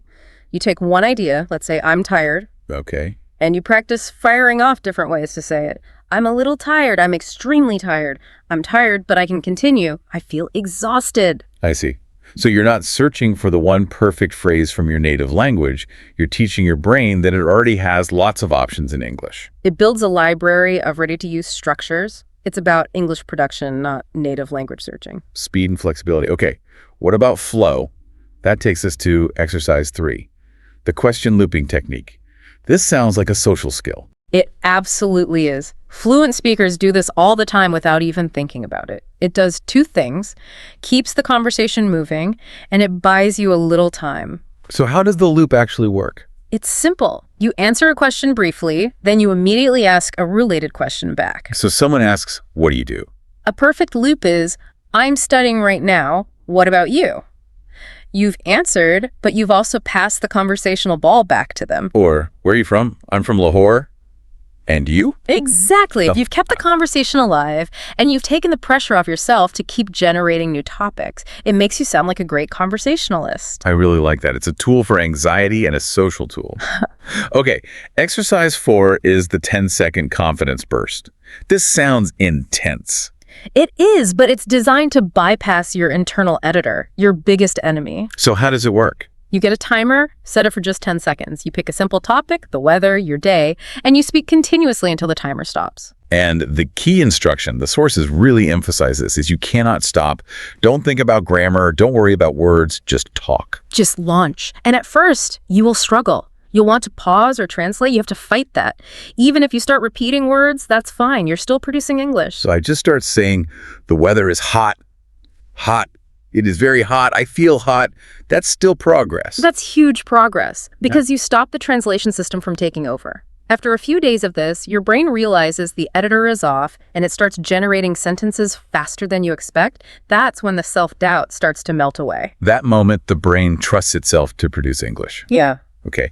That leads us to the final sprint training, exercise 5, the speed thinking challenge. So if the 10-second burst is about flow, this is about rapid fire association. You get a single word and you have to instantly speak about it. No time to think at all. 0. If the word is travel, you immediately say, I love traveling. I want to visit new cities. Traveling makes me feel alive. The sentences are simple, but the pace is everything. And if the word is work. I have a lot of work today. I need to finish it soon. I enjoy my work, but it's demanding. The time pressure makes it impossible for the translation brain to even start up. Wow. Okay, so we have the 5 techniques. This is a whole system. What's the big psychological shift that happens when you do all this? Well, the sources say something magical happens. The brain just stops checking itself. It stops doubting. It stops searching for the perfect word. It just starts reacting. It comes automatic. It does. Fluency isn't about memorizing or analyzing. It's about responding. That shift from analyzing to reacting is the whole game. So let's give everyone the final takeaway. The thing they can do right now, the daily 7-minute English reflex routine. This is the plan. A structured 7-minute daily workout that will activate this system permanently. It's short, but it's intense. Let's break it down minute by minute. Okay. The first 3 minutes are all about reaction training. Minute 1, rapid reaction responses. You're just priming the pump, getting the speed going. Got it. Minute 2. Minute 2, the instant substitution drill, building that flexibility, showing your brain it has options. And minute 3. Question looping. You're practicing keeping that conversational flow alive. So the first 3 minutes are about defense preventing the crash. Yeah, Then you switch to offense. exactly. We ramp up the pressure. Minute 4, the 10-second confidence burst, forcing that continuous unchecked output. Bypassing the editor. Minute 5, the speed thinking challenge. That's your high-intensity mental workout. And minute 6. Minute 6, you drill the micro responses. Just practice saying, right, I see, definitely, making those effortless. And the final minute, the payoff. Minute 7 is free speaking. No rules, no topics, just talk. You let all those new reflexes run on their own. It consolidates all the training. That is an incredible amount of focused training packed into 7 minutes. It's really not about how long you study. It's about the intensity of the practice. That's it. And once that reflex is activated, Yeah. speaking English really can become as natural as breathing. It can. And that leads to a final sort of provocative thought to leave you with. Go on. If 7 minutes of this kind of focused, nonstop reaction training can bypass years of bad translation habits, what other mental shortcuts are we all overlooking in any skill we're trying to learn? Where else can we replace slow internal analysis with immediate confident action? If you're ready to finally speak English confidently and naturally, start applying what you've learned today. Change your environment, think in English, practice daily, and make small habits part of your life. Fluency isn't about studying harder. It's about living English every day. Start with one action. Change your phone language to English, write a 5-line English journal, or speak to yourself for 2 minutes. Consistency turns these small steps into big results. If you found this video helpful, don't forget to like, thumbs up, comment speech balloon your favorite tip, and subscribe bell to English Speak Pulse for more daily English learning tips and fluency hacks.